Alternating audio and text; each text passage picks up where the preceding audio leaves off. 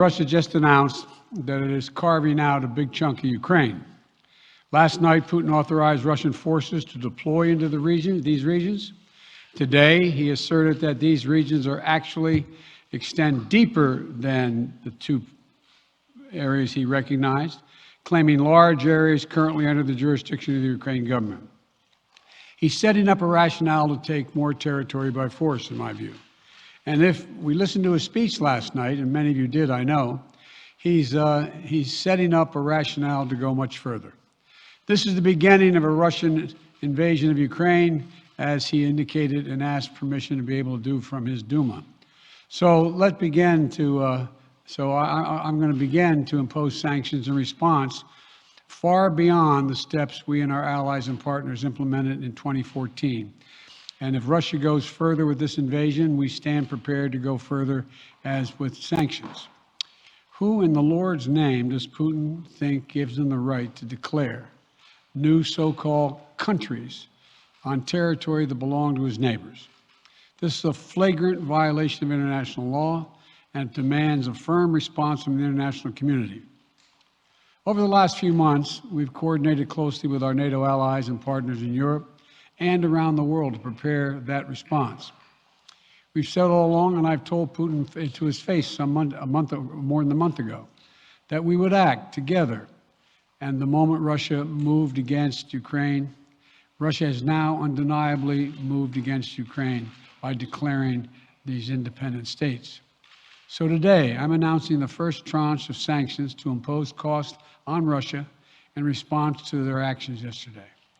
These have been closely coordinated with our allies and partners, and will continue to escalate sanctions if Russia escalates.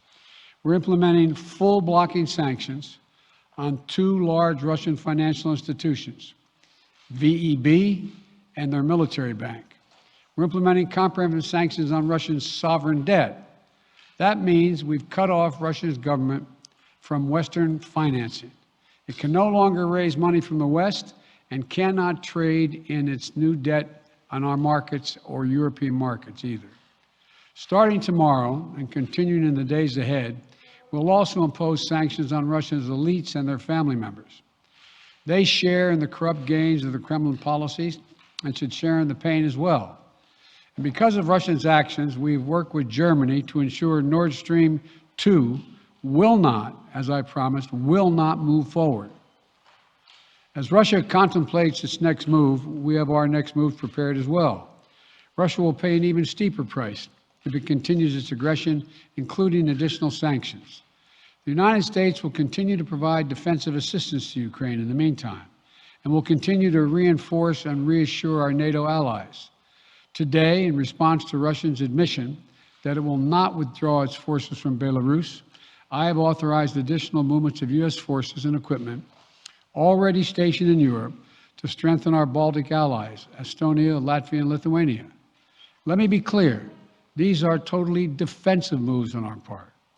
We have no intention of fighting Russia. We want to send an unmistakable message, though, that the United States, together with our allies, will defend every inch of NATO territory and abide by the commitments we made to NATO. We still believe that Russia is poised to go much further in launching a massive military attack against Ukraine. Hope I'm wrong about that, hope we're wrong about that, but Russia has only escalated its threat against the rest of Ukrainian territory, including major cities and including the capital city of Kyiv.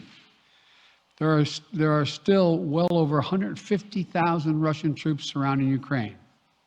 And as I said, Russian forces remain positioned in Belarus to attack Ukraine from the north, including warplanes and offensive missile systems. Russia's moved troops closer to Ukraine's border with Russia. Russia's naval vessels are maneuvering in the Black Sea to Ukraine's south, including amphibious assault ships, missile cruisers, and submarines. Russia's moved supplies of blood and medical equipment into position on their border. You don't need blood unless you plan on starting a war. Over the last few days, we've seen much of the playbook that Secretary Blinken laid out last week in the United Nations Security Council come to pass. A major increase in military provocations and false flag events along the line of contact in the Donbass. Dramatically staged, conveniently on-camera meeting of Putin's Security Council to grandstand for the Russian public. And now, political provocation of recognizing sovereign Ukrainian territory as so-called independent republics in clear violation, again, of international law. President Putin has sought authorization from the Russian parliament to use military force outside of Russian territory. And this set the stage for further pretexts of further provocations by Russia to try to justify further military action. None of us should be fooled. None of us will be fooled. There is no justification. Further Russian assault in Ukraine remains a severe threat in the days ahead. And if Russia proceeds, it is Russia and Russia alone that bears the responsibility. As we respond, my administration is using every tool at our disposal to protect American businesses and consumers from rising prices at the pump. As I said last week, defending freedom will have cost for us as well and here at home. We need to be honest about that. But as we do this, I'm going to take robust action to make sure the pain of our sanctions is targeted at the Russian economy, not ours. We're closely monitoring energy supplies for any disruption. We're executing a plan in coordination with major oil-producing consumers and producers toward a collective investment to secure stability in global energy supplies.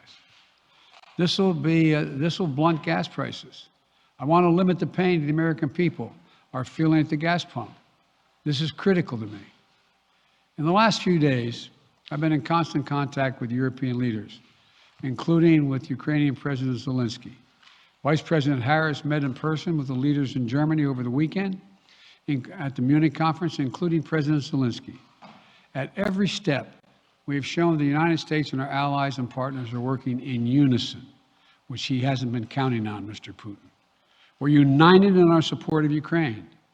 We are united in our opposition to Russian aggression. And we're united in our resolve to defend our NATO alliance. And we're united in our understanding of the urgency and seriousness of the threat Russia is making to global peace and stability. Yesterday, the world heard clearly the full extent of Vladimir Putin's twisted rewrite of history, going back more than a century, as he waxed eloquently, noting that, well, I'm not going to go into it, but nothing in Putin's lengthy remarks indicate any interest in pursuing real dialogue on European security in the year 2022. He directly attacked Ukraine's right to exist. He indirectly threatened territory formerly held by Russia, including nations that today are thriving democracies and members of NATO. He explicitly threatened war unless his extreme demands were met. And there is no question that Russia is the aggressor. So we're clear-eyed about the challenges we're facing. Nonetheless, there is still time to avert the worst-case scenario that will bring untold suffering to millions of people if they move as suggested. The United States and our allies and partners remain open to diplomacy if it is serious. When all is said and done, we're going to judge Russia by its actions, not its words. And whatever Russia does next, we're ready to respond with unity, clarity, and conviction. We'll probably have more to say about this as it moves on. I'm hoping diplomacy is still available. Thank you all very much. Thanks for watching, and if you haven't already, please consider subscribing to our channel. And while you're at it, please leave us a comment. Thank you for watching.